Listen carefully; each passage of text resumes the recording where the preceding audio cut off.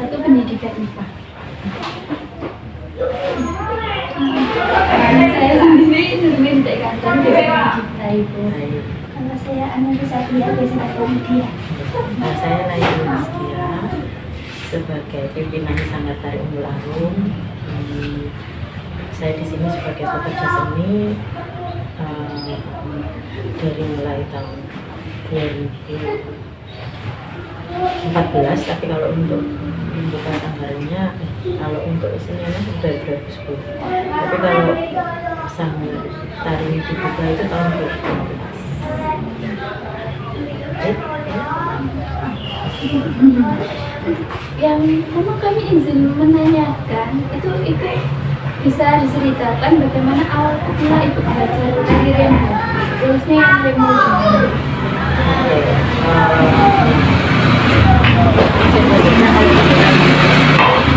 Remo Jombang memang ada beberapa versi.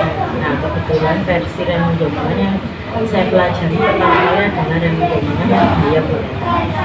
Jadi Remo Jombang itu kan memang ada beberapa gaya yang fenomenal ya. Nah, karena saya ini termasuk Jombang etan atau etan berantas selatannya, jadi yang kebetulan yang saya pelajari adalah Remo Jombangan gaya boletan. Nah, itu saya pelajari waktu masih menempuh menjadi mahasiswa.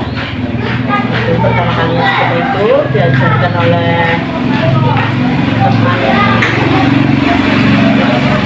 kakak tingkat saya, jadi memang akan teman seperti itu. Itu pertama kalinya, dan karena itu adalah pertama kalinya saya menari juga, jadi untuk mempelajari itu prosesnya cukup lama, sekitar 6 bulan baru bisa. Seperti itu saya belajarnya dari teman dari kakak. Itu mau izin bertanya, apa yang membedakan tari Remo dengan tari Remo yang di Jombang dan tari Remo yang di lain tempat gitu? Sebenarnya kalau Remo itu kan ya pasti semuanya itu punya ciri khas yang kita bisa saya katakan itu Remo adalah sifatnya ya, sifat tari Remo yang memang sifat tariannya atau gayanya adalah gaya-gaya yang gagah. Sebenarnya hampir sama semuanya dari semua daerah. Cuma kalau gaya Remo di Jombang, terutama yang boletan ya. Sebenarnya kalau Remo Jombang itu menurut saya itu ada dua versi. Di dua versi ini terbagi dari dua wilayah, yaitu etan berantas sama kulon berantas. Nah, etan berantas itu gaya Remo yang sering dipakai adalah gayanya Mbak Bolek. Kalau yang kulon berantas itu yang sering dipakai adalah gayanya Pak Ali Markasa. Nah, Mbak Bolek ini kalau Pak Ali Markasa itu gayanya lebih mirip dengan Remo Surabaya.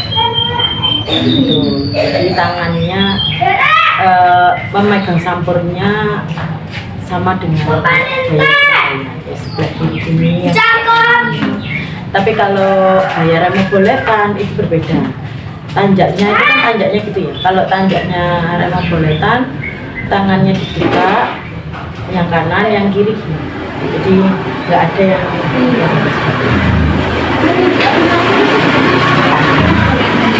kalau alun-alun itu kan masuk etan berantas ya. Jadi ya, dari mulai dari etan berantas itu, jadi kalau dikatakan itu sebagian besar itu memang pakai gayanya Mbak Bolek. Memang sebagian besar, tapi ada yang sana itu tetap gayanya Pak Ali Markasa. Tapi kita memang tidak ada yang tidak ada yang kayak yang benar itu ini enggak. Semuanya karena kita masih wilayah Jombang, jadi semuanya memang gaya Jombang. Maksudnya memang Remo Jombang, hanya saja berbeda gaya. Tapi memang dari genre musiknya tetap berbeda. Maksudnya kayak tatanan musiknya itu agak berbeda. Kalau Mbak Bolek, tapi terkenal. Kalau dikatakan Remo Jombang lebih fenomenalnya Mbak Bolek. Mungkin karena sebagian besar ya.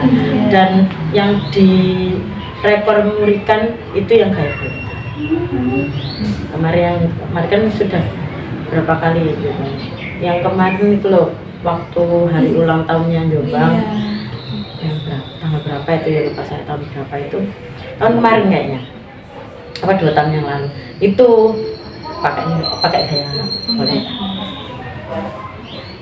Di sini selanjutnya itu kita mau tahu tentang filosofi Remo itu. Ada mungkin beberapa filosofi di cara Remonya atau Kalau Remo ya saya rasa sama semua Remo.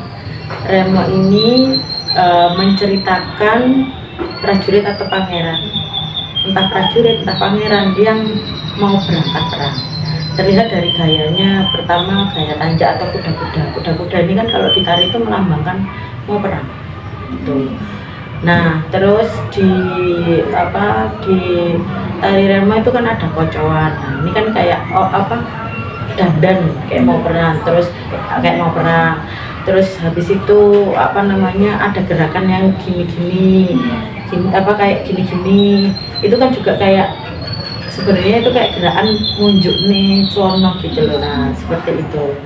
Jadi memang itu ceritanya prajurit yang mau perang. Nah kalau perang itu kan bawa senjata. Nah simbolis senjata di dalam tari Remo itu adalah sampurnya. Jadi sampurnya itu simbolis sebagai senjata perang. Gitu. Nah itu ada beberapa gerakan apa lagi. Nah sama ini kan pada karo hak nira. Sama lagi. Nah, pokoknya beberapa gerakan melambangkan itulah persiapan. Makanya kan kenapa dia tegas, karena kan gerakan mau perang kan nggak mungkin lemes gitu ya. Maksudnya kayak ya mau perang ya kita harus menyiapkan bagaimana kita tegas, bagaimana kita siap untuk berangkat. Istilahnya kalau mau apa-apa kan pemanasan dulu gitu. Nah makanya gerakannya itu lebih ke gagah, tegas, maskulin lah, karena memang menceritakan laki-laki. Dari backupnya juga terlihat. Sebenarnya itu ceritanya seperti itu. Selanjutnya itu dalam acara atau perayaan keagamaan atau acara-acara apa saja yang bisa digunakan tari Remo? Kalau kita menarik sejarah Remo ya, sebenarnya sejarah Remo itu kan dia adalah rentetan dari ludruk, openingnya ludruk. Jadi sebelum Remo ini menjadi tari lepas, dia itu adalah rentetan dari ludruk. Jadi kalau ludruk itu kan awal opening sebelum mulai Remo dulu. Setelah Remo terus ada bedayan yang tarian yang cewek-cewek itu, terus dagelan dagelan, habis itu lakon. Nah makanya itu karena di rentetan ludruk dia adalah opening, maka dipercaya juga jenenge Remo itu pembuka. Ya dipercaya bahwa itu adalah berkembangnya Remo, berkembangnya tahun Remo ini menjadi tarian lepas. Jadi sudah bisa berdiri sendiri, sudah tidak lagi harus satu rentetan rentetan pertunjukan ludruk. Nah jadi memang berkembangnya zaman karena dia sudah menjadi tari lepas, tapi tidak lepas dari fungsinya di awal bahwa dia adalah opening ludruk. Biasanya Remo juga seperti itu untuk opening berbagai acara. Jadi acara macam-macam, bisa untuk penyambutan, terus bisa untuk hiburan, penerima tamu. Menurut saya sih banyak. Bahkan kadang ada yang nikahan juga pakai Remo, ada. Menurut saya sih, setahu saya sih ada yang gitu, tapi ya jarang. Tapi memang ada yang pakai.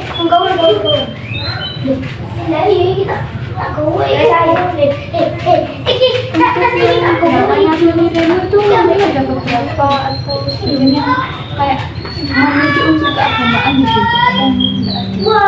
Kalau mungkin unsur keagamaannya itu nggak terlalu kental ya. Mungkin dari yang awal kan ada sesembahan. Nah itu mungkin selain sesembahan ini kan selain kita sungkem, bisa diartikan sungkem, mungkin juga permohonan doa sama yang di atas. sebelum berperang mungkin ya. Saya rasa sih itu yang paling mengandung religi. Kalau yang lainnya saya rasa nggak ada. Ya mungkin itu maksudnya mungkin meminta doa sebelum berperang. Kalau dalam tari remo tuh punya ciri khas yang khas banget gitu kayak tari remo. Oh ini remo gitu. Ya, tadi sudah saya omongkan juga bahwa remo itu sifatnya tegas. Nah, sudah pasti gerakannya kuda-kuda, kakinya sudah pasti ya. Tapi ya tergantung sih. Kalau remo putri juga enggak sih. Cuma kan ini kan diomongkan remo Jombangan ya. Nah, kalau kayak remo Jombangan sudah pasti kuda-kuda. Kalau diomongkan lagi, kembali lagi ke spesifik lagi remo boletan, tangannya itu seperti ini, sudah pasti ada gaya tanjaknya itu khas, dan itu berbeda dengan gaya remo daerah lain. Pasti tanjaknya gini itu punyanya boletan, badannya tegak, dadanya dibusungkan, kakinya dibuka, kuda-kuda, pantatnya agak dibuka ke belakang, istilahnya kayak bahasa Jawanya jendit kan, memang harus gitu karena kan posisinya harus tegak. Nah, badannya mendekpol, terus dadanya lapang, tangan kanan ini jari telunjuk dan jari jempolnya ditekuk, ini dibuka, hadap ke depan, dan tangan kiri genggam, ini siku-siku bentuknya. Nah, seperti itu. Terus kemudian sampurnya dislampir nih sini, ini lewat bawah ke sini. Ya pasti kalau cari itu menurut saya itu khasnya. Jadi itu bisa dikatakan langsung remo, apalagi itu dari pakaiannya. Nah, kalau punya gaya pakaian sudah bisa orang bilang oh ini remo. Kalau dari gaya gerakannya ya itu pasti menurut saya hampir sama semuanya. Awal itu jalan sambil dijuk, menurut saya ya, dari berbagai daerah pun sama seperti itu kayak. Terus kemudian sesembahan, terus baru nanti dasar-dasar gerakan dan lainnya kayak bakawan itu juga kayaknya dari daerah lain juga ada. Itu di Surabaya, tapi ini bedanya ulap-ulap. Nah, ulap-ulap ini juga melambangkan kayak golek arah atau mencari arah, mencari jalan, sama ada ini. Jadi juga bisa nyambung dari yang pertanyaannya menceritakan ya Bagaimana peran jaringan apakah ada kalau yang punya bisnis? Kalau remo Jombang remo semua kayaknya itu pasti ada Julia-Julia. Saya akan ada itu pola yang ini jelas dari prodi Pendidikan IPA. oh Julia-Julia itu musik yang apa ya, tatan lu 6 jiro lu 6 mau itu iringan gamelan ya, itu sudah pasti ada apa ya, itu ada kayak oh iki darahnya Julia-Julian gitu. Itu iringan kalau nggak salah ya Mas, iringan ludruk dipakai. Nah, itu ada di dalamnya remo. Bolet ya. Kayaknya tapi yang selain itu ada kayaknya loh ya. Menurut saya itu Jawa Timur sudah punyanya Jawa Timur. Tapi itu khasnya Jombangan itu 6 jiro lu 6 jinem mau. Oh jiro 6 nanti. Coba cari aja Julia-Juli gitu. Soalnya ini bukan pengrawit, tapi pernah ngerawat sedikit jadi tahu sedikit. Gitu. Itu ada musik Julia-Juli itu sudah pasti. Terus sama khasnya sebenarnya ini bukan khasnya remo saja sih, tapi khasnya Jawa Timuran itu adalah musiknya dia itu naik turun. Jadi kadang dia cepat, terus nanti pelan sedikit, naik lagi, pelan sedikit, naik lagi gitu. Menurut saya itu gayanya seperti itu. Jadi nggak flat gitu nggak. Sama di remo juga awalnya gitu, terus nanti ada pelannya banter lagi, ada pelannya banter lagi. Jadi dinamikanya itu seperti itu. Itu Jawa Timur. Nah, dari remo juga seperti itu. Apa lagi yang khasnya musik Nah, kalau musiknya Remo saya rasa hampir sama semuanya, cuma memang punya tatanan urutan tariannya sendiri sih. Kalau saya yang melihat dari bedanya dengan Remo yang lainnya. Remo Jombangan itu misalkan awalnya itu tadi jalan sesembahan, ada kocoan, ada tolean, terus habis itu singget, setelah singget, pokoknya banyak itu detail-detailnya.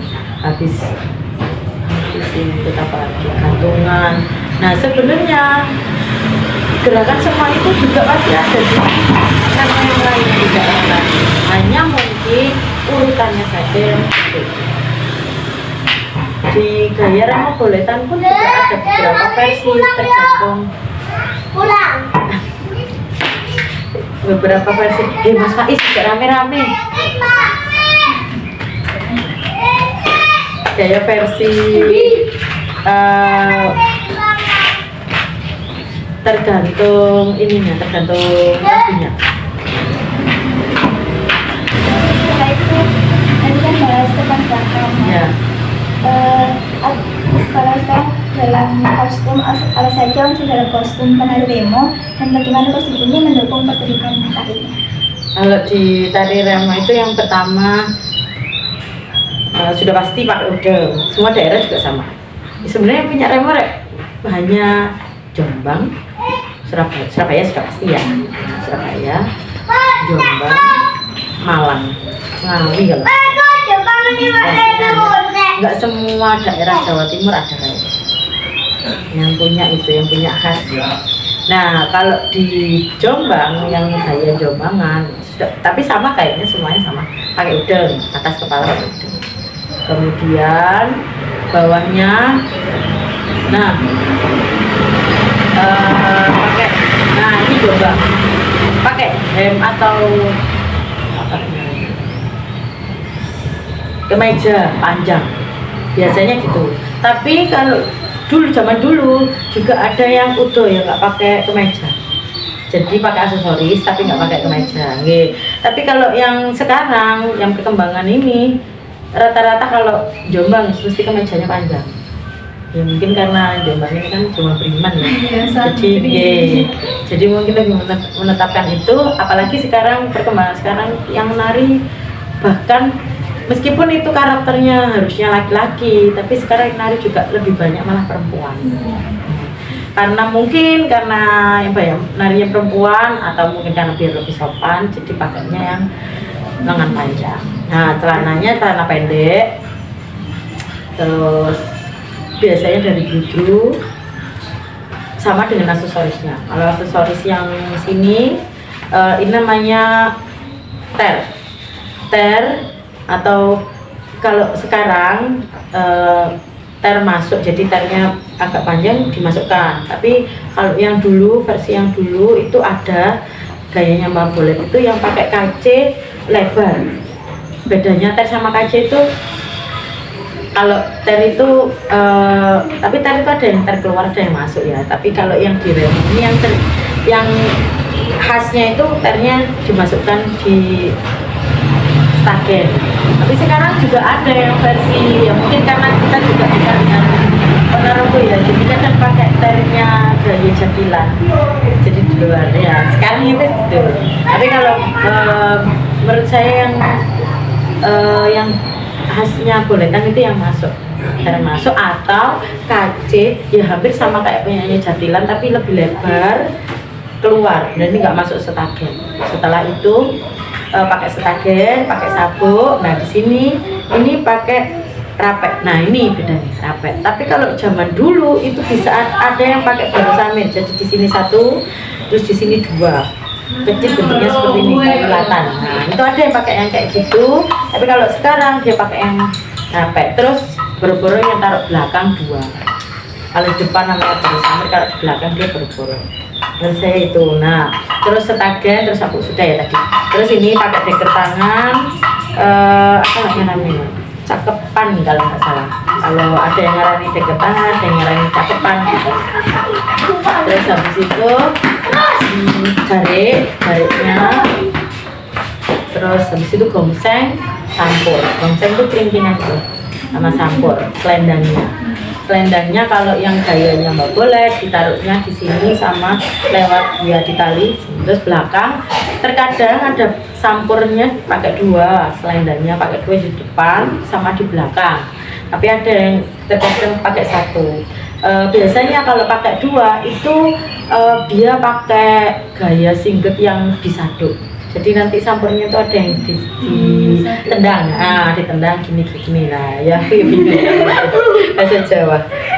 Nah ada yang ditendangin, tapi kadang nggak pakai, bisa pakai 2, tapi yang belakang itu agak dipendekin, jadi lebih kayak hanya berfungsi sebagai aksesoris saja.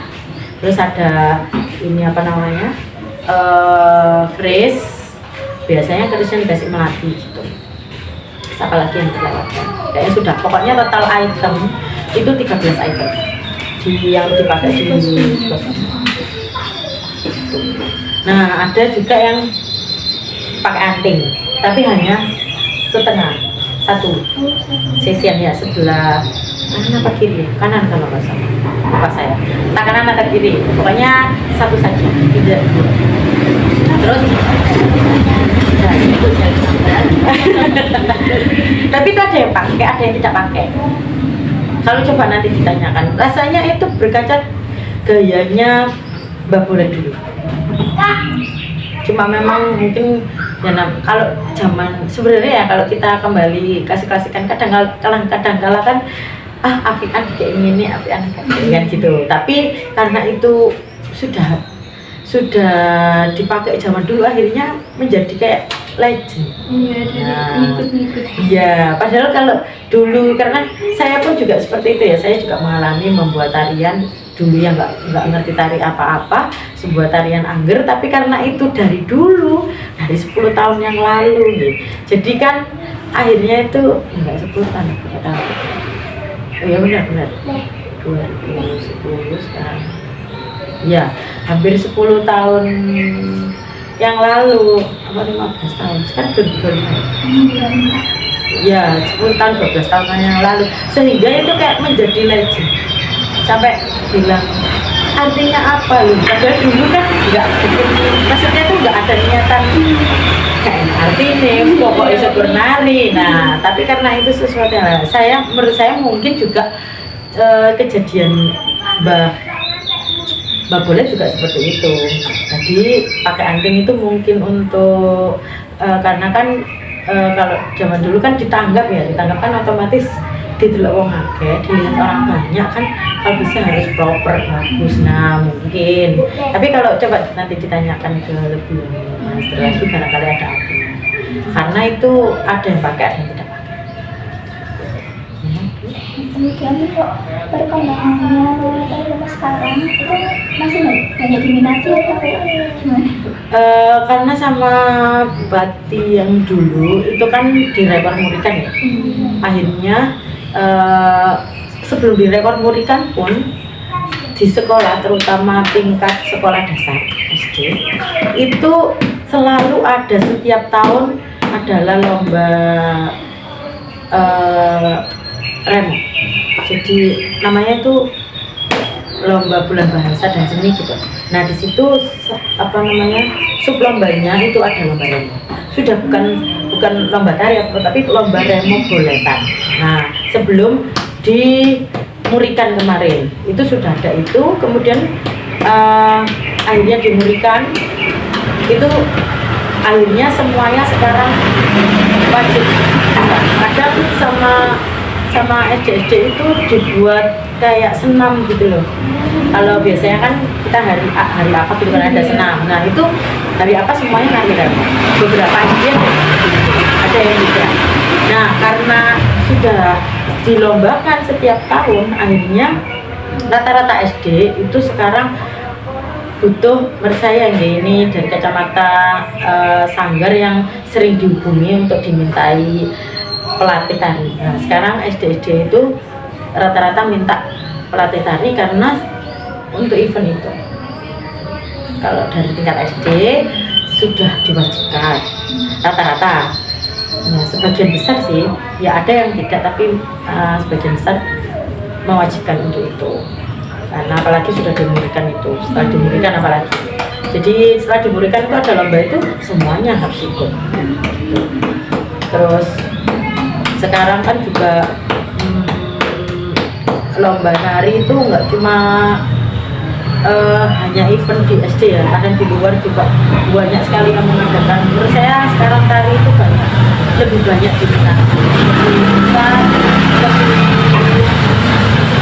apa ya, lebih berkembang. Nah, karena tarinya berkembang, otomatis ya di dalam tari remo atau tari apa juga. Karena kan kita, apalagi kita orang Jombang ya, punya tari khas Jombang ya, pasti itu yang dulu. Jadi karena peminatnya tari lebih besar, ya otomatis remo Jombangan atau remo yang gayanya Jombang ini, ya itu pasti diminati juga. Kayak mengikuti gitu. Untuk tantangannya apa saja itu dalam melestarikan remo ini? Kalau tantangannya tuh membuat, nah ini karena tari remo ini kan klasik ya. Tari klasik itu biasanya itu memang tingkat kesulitannya itu lebih tinggi daripada tari-tari kreasi yang apa ya.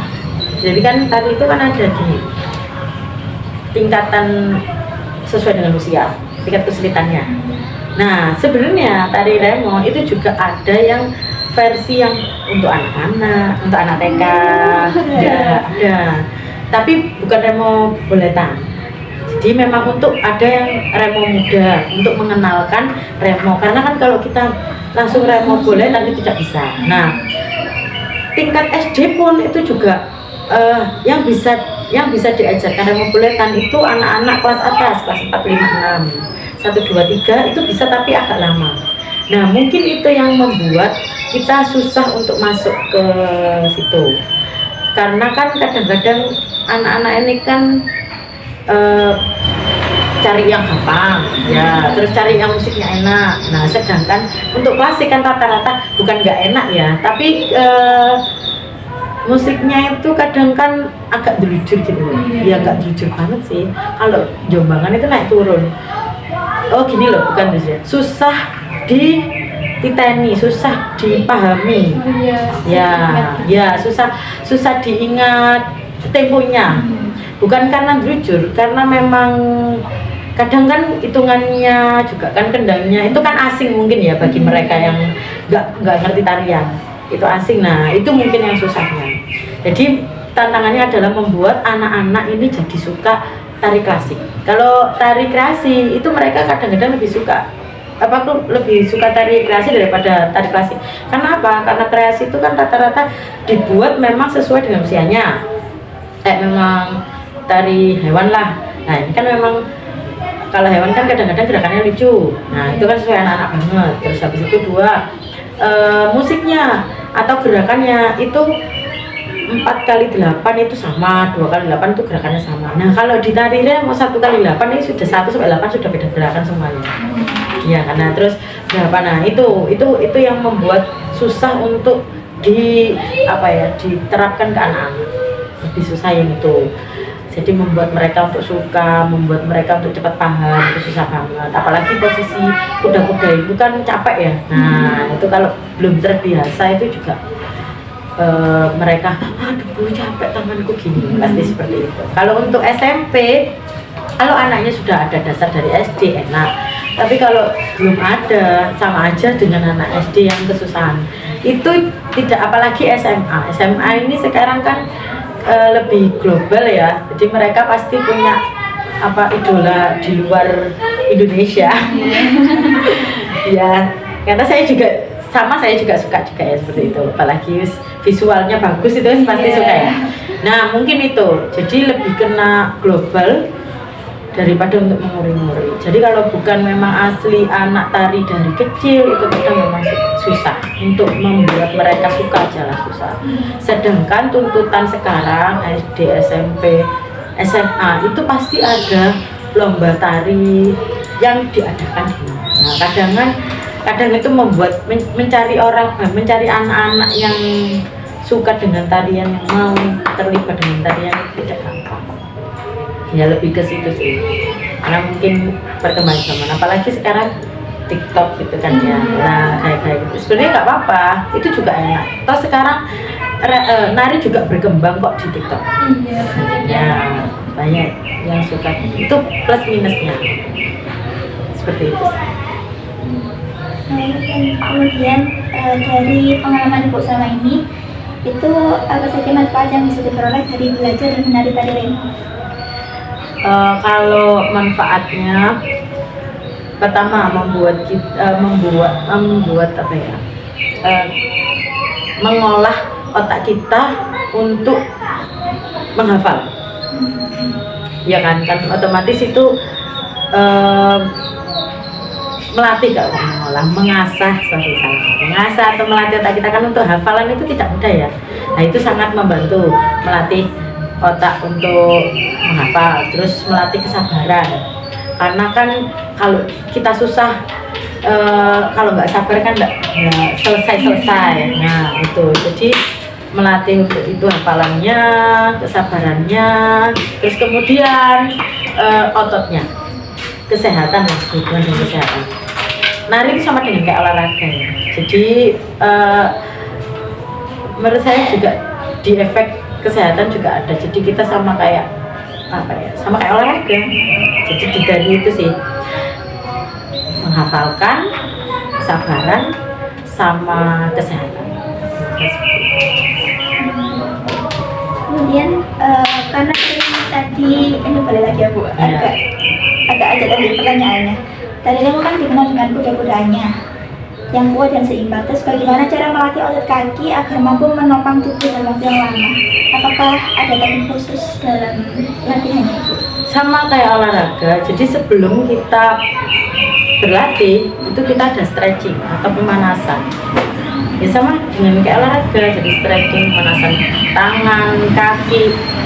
Nah setelah itu biasanya saya dulu sebelum kita mulai lari hafalan, biasanya setelah melalui stretching dari kan urut ya, dari kepala dulu kayak olahraga itu, terus tangan, kaki. Nah terakhir biasanya saya suruh untuk kuda-kuda dengan posisi tegap, tangannya di belakang dulu, dadanya tegap, kakinya kuda-kuda itu sekitar 4x8 atau 10x8 untuk seperti itu. Pokoknya sebelum mulai itu dulu. Kalau itu belum kuat itu lagi. Jadi kadang kalau kuda-kuda yang belum benar itu dulu, nggak mau nambahin gerakan, itu hafal dulu, itu harus kuat dulu. Atau biasanya anak saya suruh untuk workout squat itu bisa pakai cara itu. Tapi mungkin lebih kayak setiap ketemu harus stretching ya itu. Jadi sebelum berlatih itu seperti itu. Terus kakinya juga membuat anak itu memahami teknik yang benar. Jadi kaki itu kalau mingkup itu malah nggak kuat, terlalu lebar itu juga tidak kuat. Jadi kakinya dibuka lebar, jari-jarinya hadap ke samping. Untuk ini untuk kuda-kuda dasar ya. Sebenarnya tari remo itu ada kuda-kuda yang berbeda ya, badannya itu agak condong. Jadi kaki kanan ke depan, kaki kiri ke belakang, terus agak badannya ditarik ke sini sedikit, itu buka seperti itu. Tapi untuk awal biasanya kalau anak-anak belum kuat, itu saya suruh kuda-kuda yang sama sisi, yang presisikan kanan kiri. Kalau di remo gaya boletan tuh nggak seperti itu sebenarnya. Tapi untuk awal semua sih, rata-rata pemula itu mesti kakinya saya suruh kuda-kuda yang seperti itu. Jadi kuda-kuda kakinya yang kanan sama kiri itu buka ke samping, kakinya gini. Nah, terus ini buka dengkul, lutut itu harus sejajar dengan mata kaki. Gitu. Bukanya seperti itu. Jadi kalau terlalu lebar, kalau miring terlalu lebar itu kan berarti misalnya ini dengkulnya ya, berarti kan dengkulnya gini, ini kakinya gini. Nah, itu terlalu kan nggak sejajar sama mata kaki. Nah, itu harus gini. Ini itu seperti itu sih, saya suruh seperti itu dulu supaya kuat. Atau saya suruh anaknya sebelum atau kalau misalkan di sini kok sudah dibenerin sudah bisa, ya sudah kita pakai teknik yang sebelum mulai stretching. Sebelum mulai pasti sih semua tarian sebelum mulai pasti ada stretchingnya. Terus kalau misalkan di sini kok masih belum mampu, di rumah saya suruh pokoknya diulangi yang seperti itu. Kembali tanjakmu harus bener, biasanya gitu. Kalau teknik dulu sih katanya ya, kalau tanjaknya nggak benar itu ini sama ini badannya tegap. Kalau badannya nggak tegap itu tanjaknya tuh cenderung nanti dia condong ke depan atau condong ke belakang, badannya itu gitu. Nah, biasanya kalau yang nggak bisa tegap katanya ya, tapi aku nggak pernah menerapkan itu. Zaman dulu itu tangannya ini dikasih sapu ditaruh sini, jadi biar tegap ya, katanya gitu. Katanya, tapi aku nggak pernah sih menerapkan seperti itu. Kalau mengalami kaki ditendang supaya tanjakan kuat itu pernah saya, tapi saya nggak pernah. Oh pernah. Saya pernah kayak gitu juga sih. Tapi kalau sama anak-anak nggak berani, karena kan anak-anak itu kan gitu ya. Tapi kalau yang gede itu biasanya saya untuk ngetes kuat apa tidak itu kaki. Ayo kuat itu ini gitu. Terus sama kayak misalkan kurang tegap itu dadanya di bisa. Ayo dipaksa gitu, sama diturunin. Rata-rata kesalahan yang sering terjadi adalah anak-anak itu badannya itu tinggi, kurang kan harus gini kotak gitu loh. Ini kan harus sejajar sama ini. Kadang-kadang mereka itu gini, jadi gimana ya kakinya itu enggak presisi, enggak kotak gitu lah, segitiga. Nah itu yang mesti tak tekan untuk ke bawah. Ayo ini ditahan lagi. Ya, memang kalau belum biasa, belum tahu tekniknya pasti hampir jatuh. Gitu ya, ini diulang lagi sampai bisa. Biasanya untuk itu sih. Jadi memang diulang-ulang sampai bisa. Untuk pertanyaan terakhir, apa harapan ibu terhadap pelestarian tadi Ya, karena ini adalah sesuatu yang berbeda ya, dan memang bermanfaat sekali ya, meskipun mungkin tidak semuanya menyukai, tapi saya berharap itu tetap lestari sampai ke depannya, karena ya, apa kan siapa lagi yang melestarikan budaya sendiri kalau nggak kita. Seperti itu sih kalau menurut saya. Oke, Bu, terima kasih banyak Ibu.